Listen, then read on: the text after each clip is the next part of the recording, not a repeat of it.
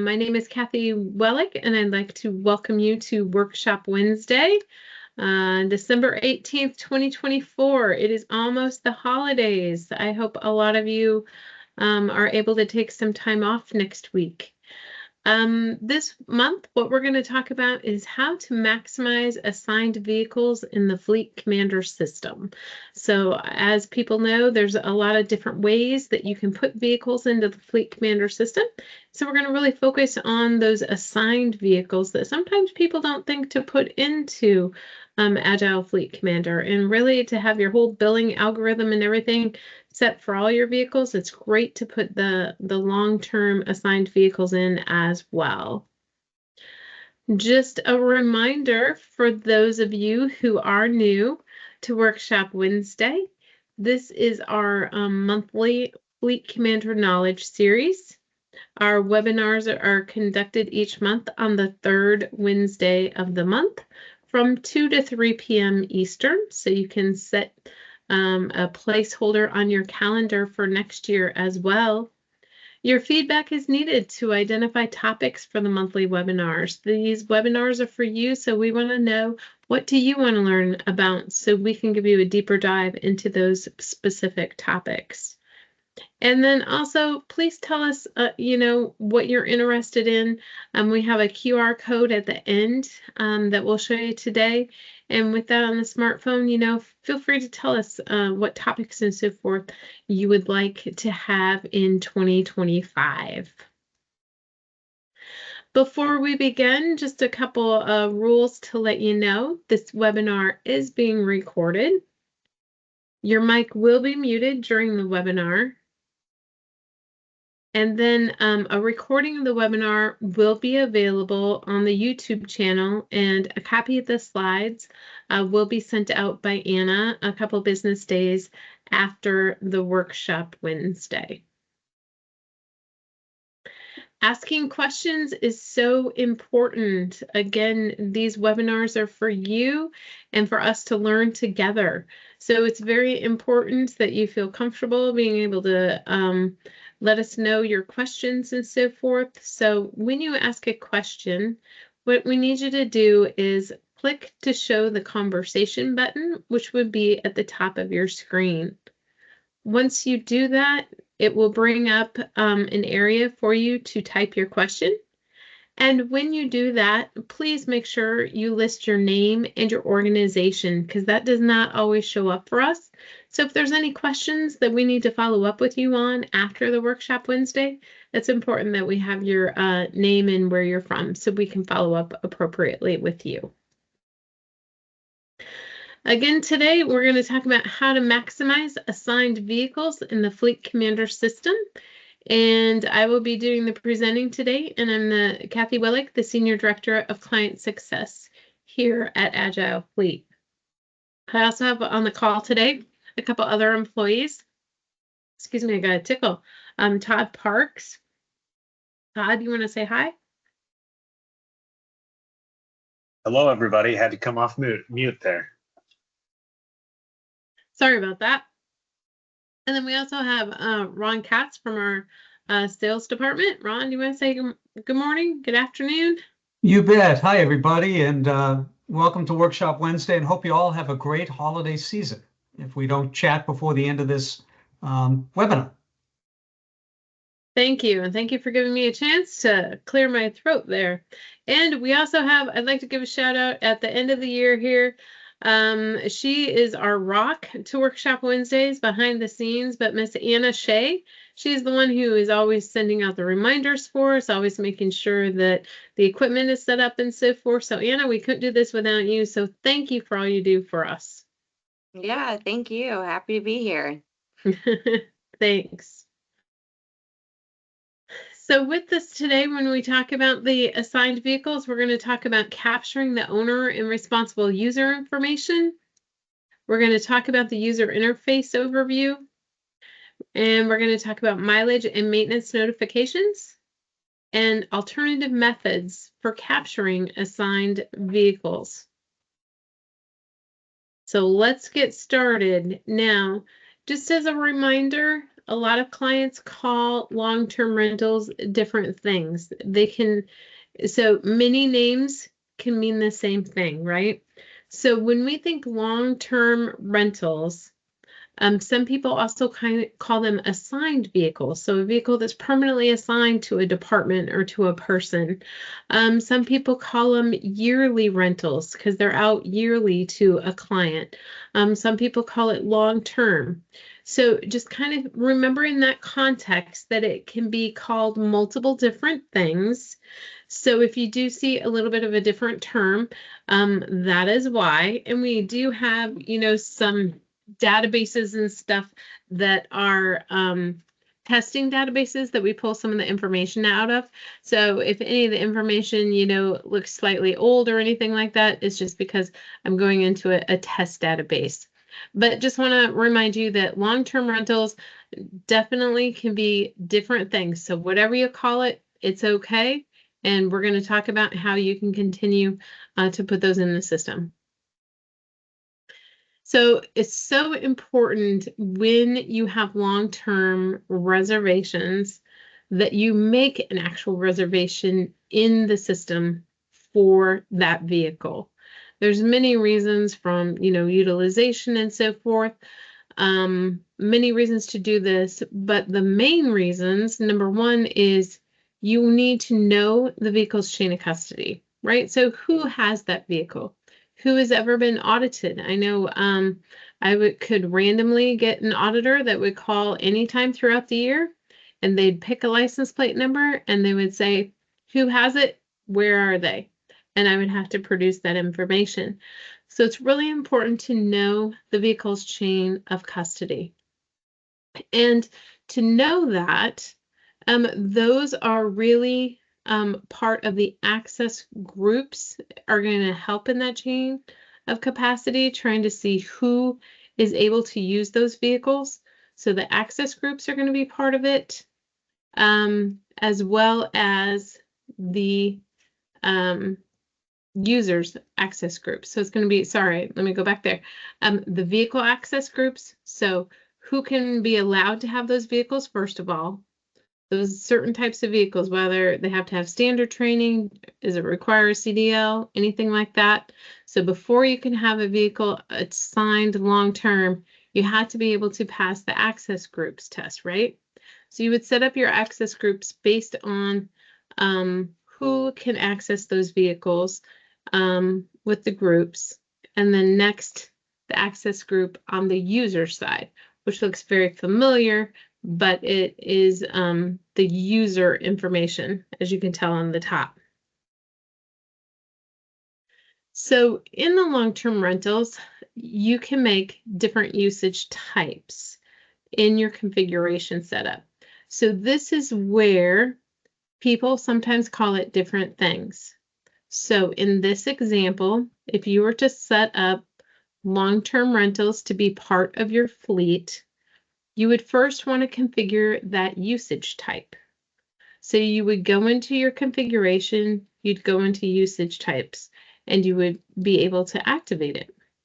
This is where people can name them different things. So it's not a standard term that comes up. Some people will call it long-term, some people will call it yearly, some people will call it assigned. Whatever you call it is fine. But this is where in those usage types, you're going to build what you want it to be called. Just like you build out your daily, your maintenance, loaners if there's no charge and so forth. So this long term is where you're going to create that usage type.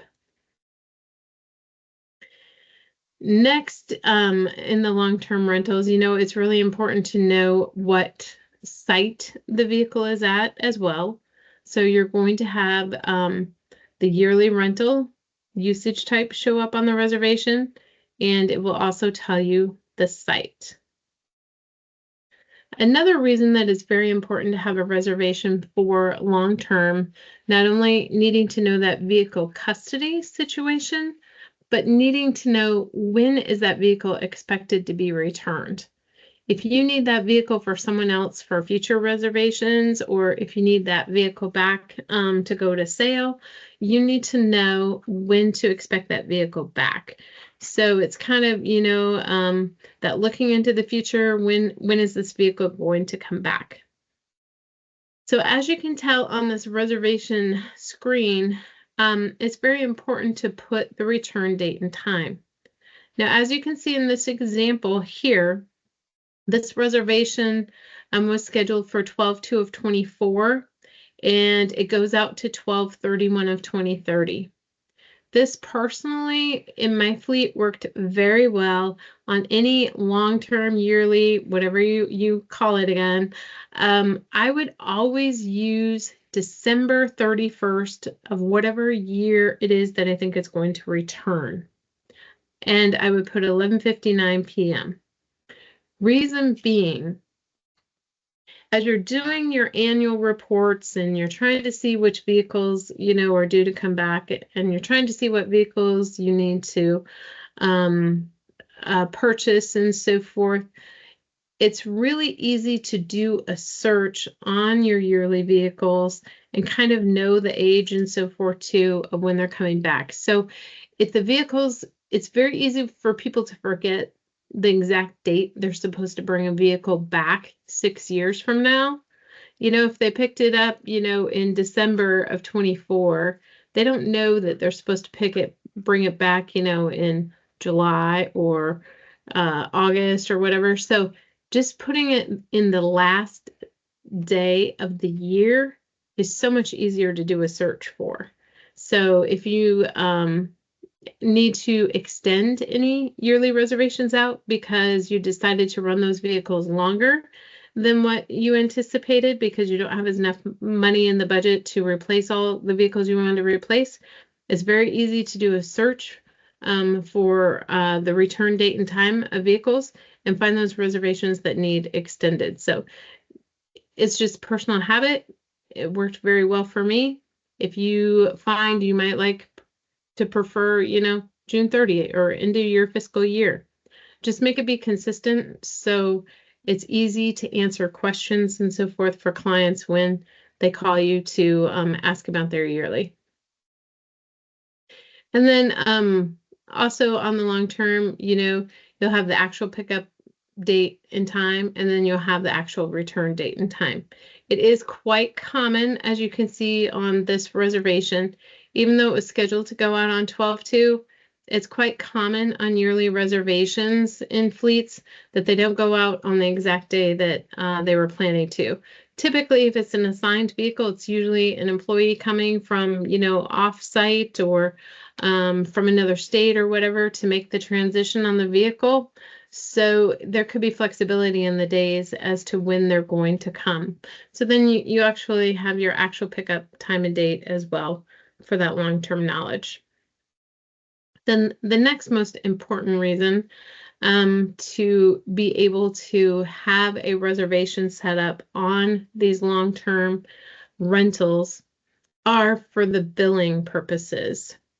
So with that, many people bill many different ways, and that's okay.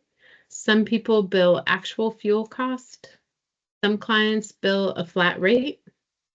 Some clients bill mileage.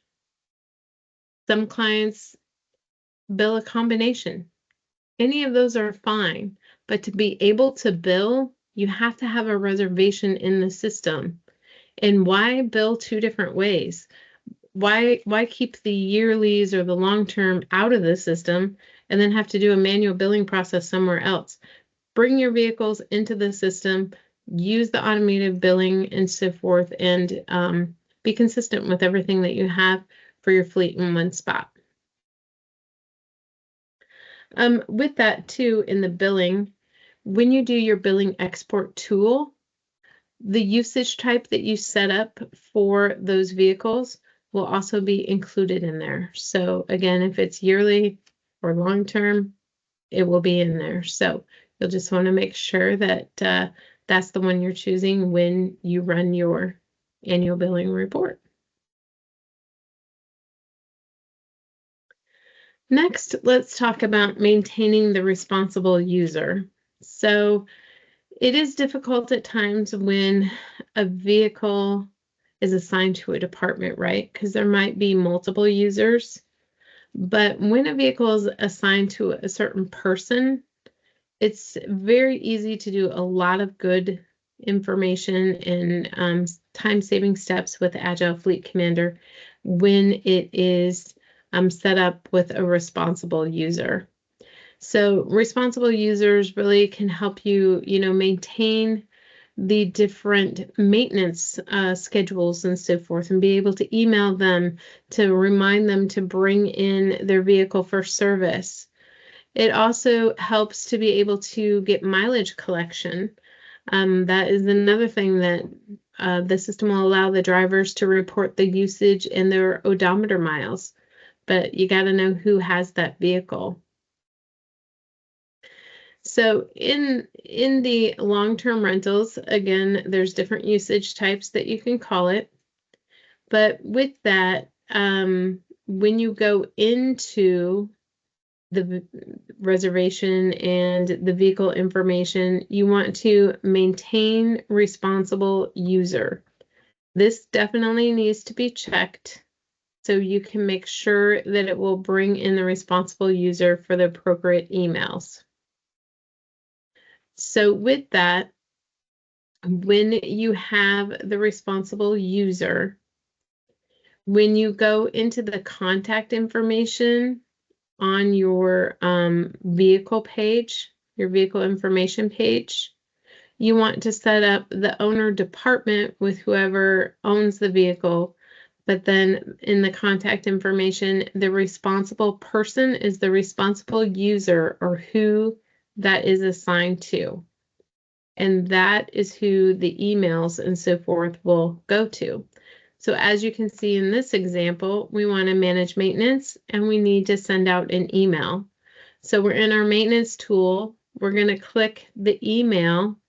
And when we do that, it's going to ask us, do we want the responsible user or owner user? We want to click the responsible user. And then that responsible user, when we click that, that is going to determine who gets notified and what tasks are included, and including any comments. So we're saying we want to contact Johnny Good in this example. We want his vehicle to come in because it's due to rotate the tires and balance the tires. And we want them to please call to discuss the issues with the vehicle. So now we have our recipient very easily with the checkbox. We have what needs done and what additional information we need to give them. And bada bing, bada boom, the email is sent. It tells them what they need. It went to the right person. And the comments are there asking them to please call us with the issues on the vehicle. So it's super slick to have that person assigned to it.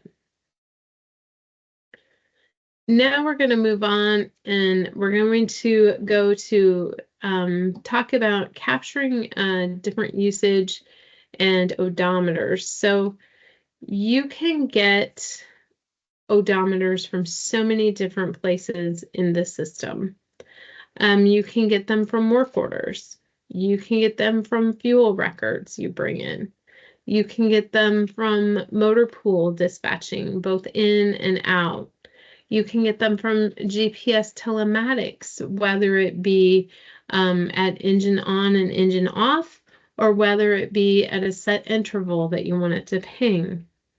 You can get odometers from different interfaces with other systems. You can get odometer readings from a FleetCommander My Vehicle interface where you're asking the driver to do that. You can get mileages from prep.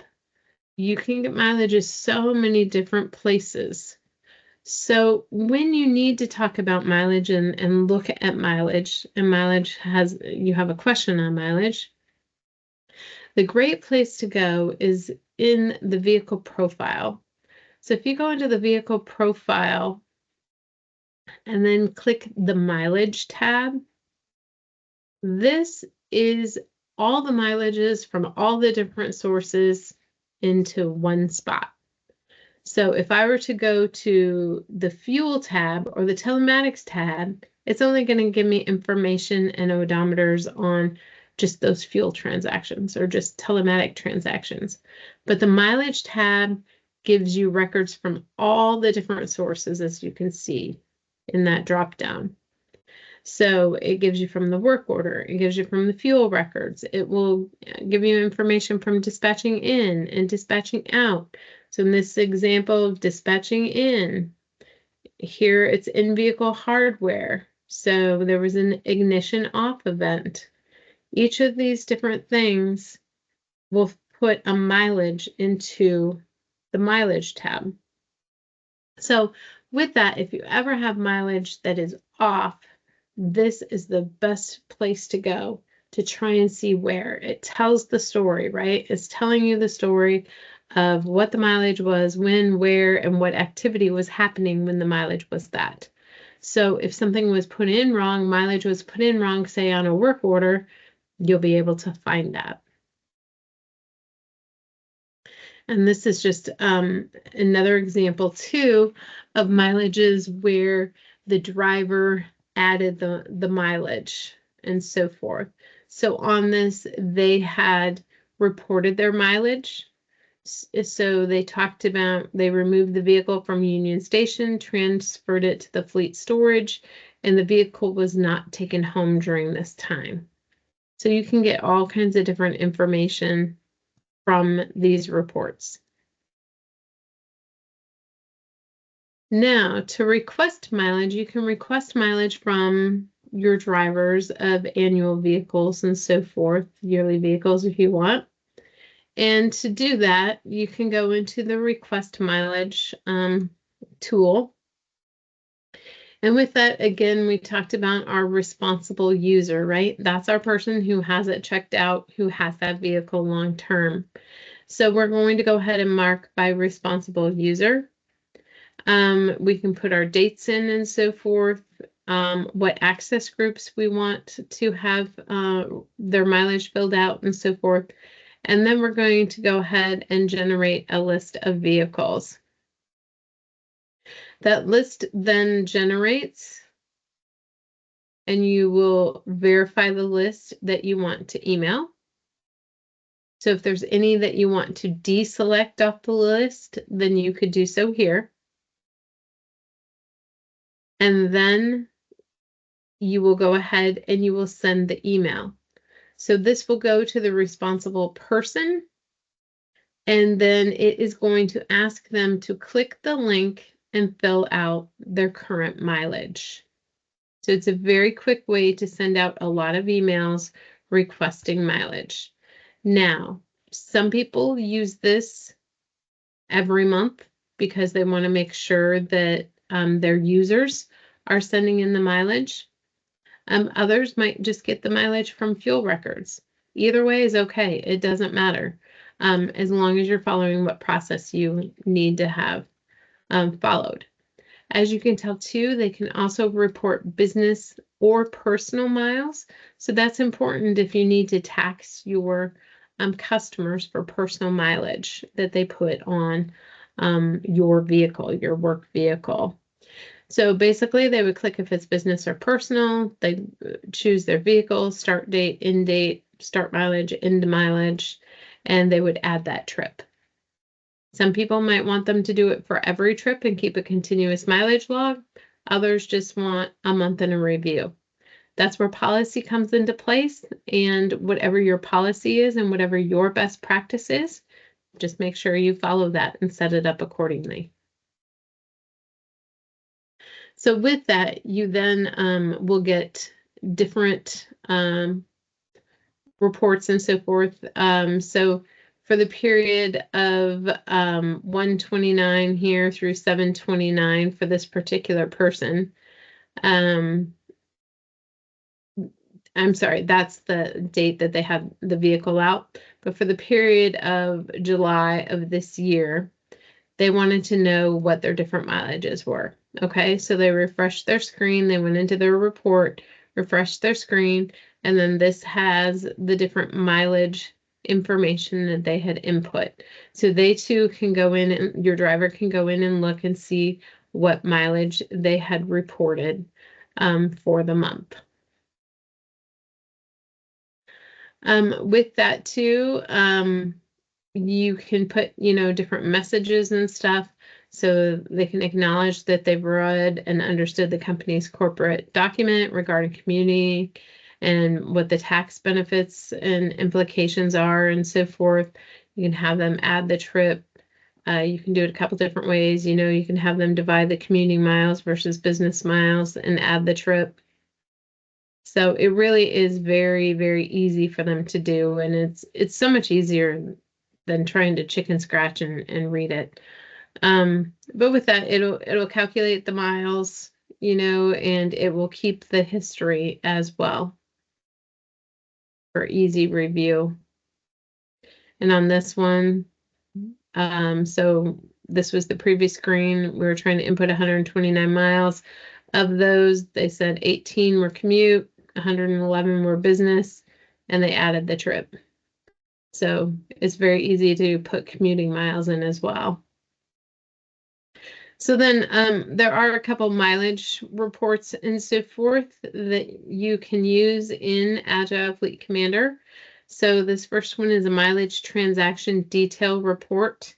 When you run this, it does give you all the different information about the mileage, such as, site, location, responsible user, your start mileage, your ending mileage, the total mileage, and so forth, how many were business, how many were commuting miles. So you can easily have all the documentation that you need to be able to do the appropriate tax reporting. There's also a mileage transaction summary report. And so you can see that it just gives you a little closer view there of what it is. But this one also gives you the cost. So the average business trips, the fuel quantity, the total fuel cost, the maintenance expense, total operating cost, and your operating cost per mile.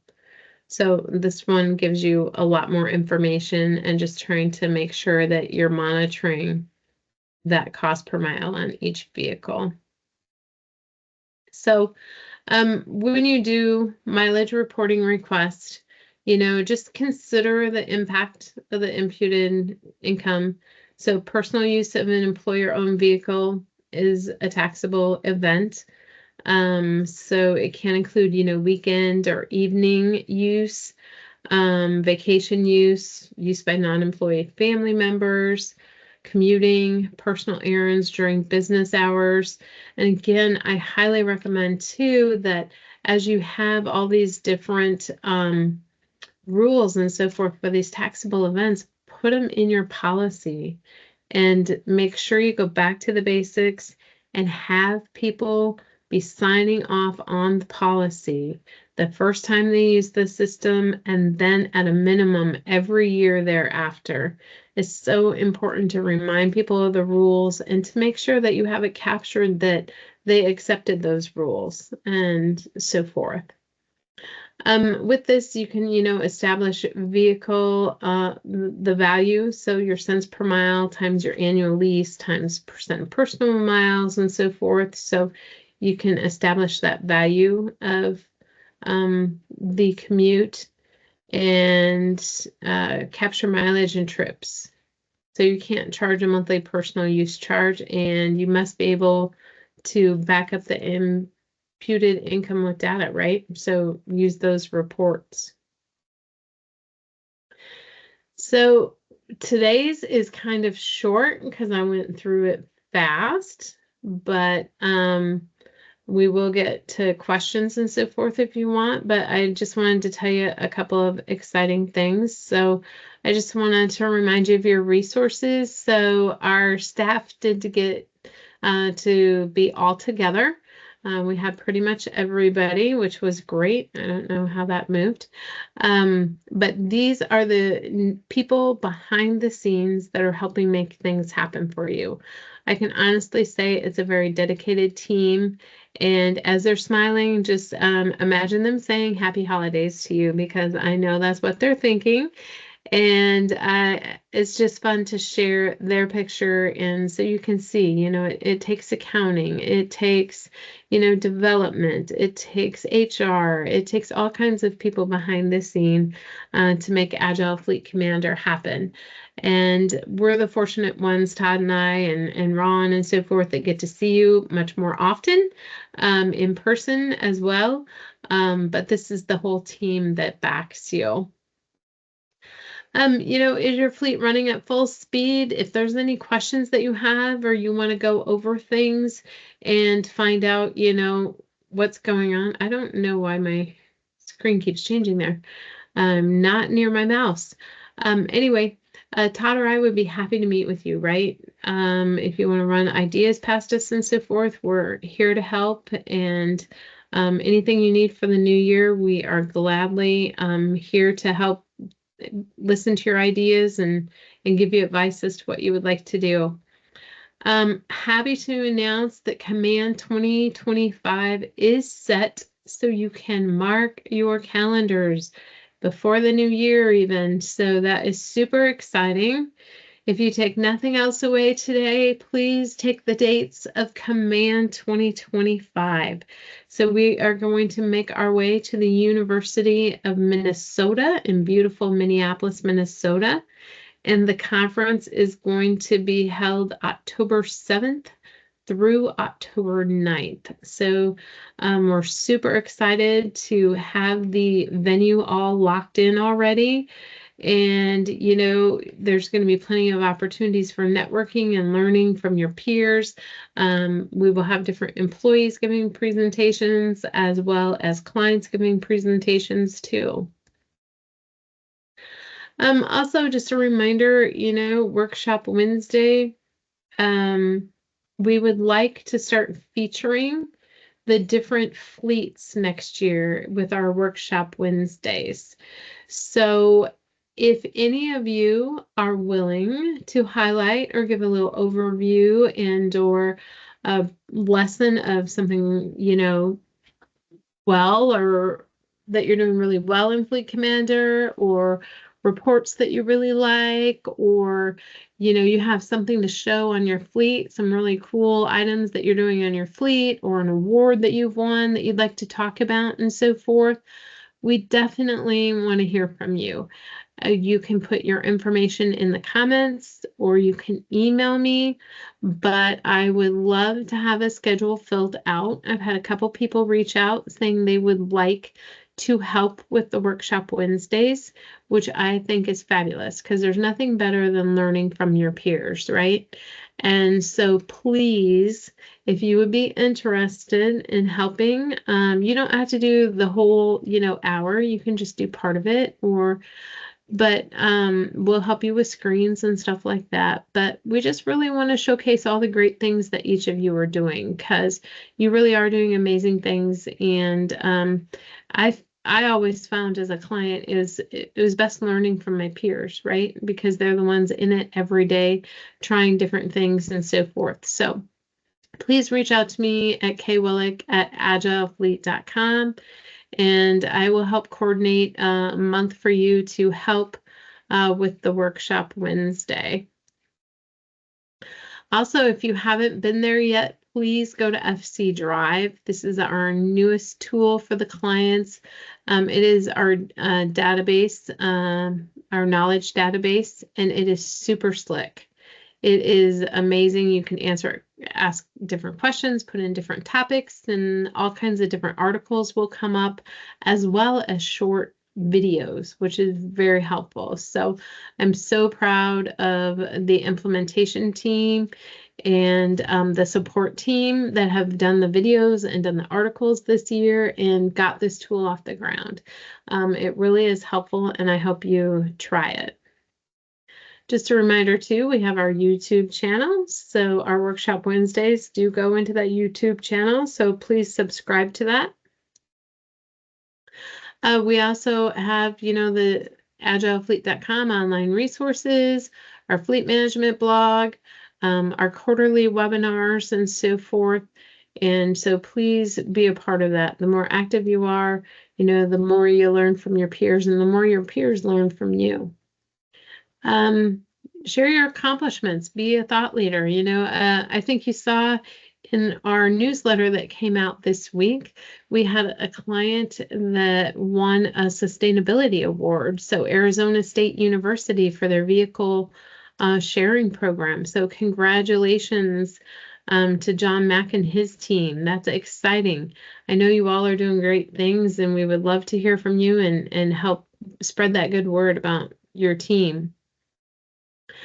This is just a reminder, support is there 7 a.m. to 7 p.m. Eastern Standard Time. So please reach out to them. You can also get a hold of Todd and I at our individual emails or at the cs@agilefleet.com. I will say I do prefer the individual email because I do see that first, but I do go to the other one as well. Reminder too, we're social, connect with us. There's LinkedIn, X, Facebook, YouTube. Feel free to connect with us on any of those. And sorry, I went one too fast. I would love everybody to please get out their phone, scan the QR code, and with that, just fill out the short survey that is there. And then also, just let us know what we can do to make Workshop Wednesday better, and or if you want to participate in helping deliver a Workshop Wednesday. There's nothing more than what I would love best than having the year planned out and letting you all know what's coming ahead. So I'll give you a second to get your phones out and click. All right. Then I personally, from myself and from the whole Agile Fleet team, want to wish you all happy holidays. May you have extra time with your friends and family and loved ones. May you have good weather and hopefully a little bit of time off to just rest and recuperate from the year. Think back about all your blessings from this past year and look forward to the year to come. And I'm super excited that we get to be a part of your year next year. And I look forward to partnering with everybody. Does anybody have any questions today? One reminder too, just to let those of you know that are on, I should put a slide in on this, but the 100 Best Fleets application is open now with the NAFA website. So please, if you've never applied for the 100 Best Fleets before, please feel free to do that. It really is good because it really helps you benchmark your fleet, and then it helps you, have that benchmark and then how to improve each year. I'm happy to go over the application with you and so forth, but I highly encourage you to join in the 100 Best Fleets applications and participate in that.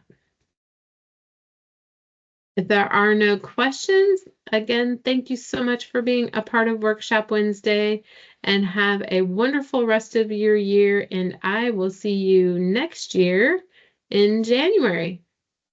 Thank you for coming. Have a great day.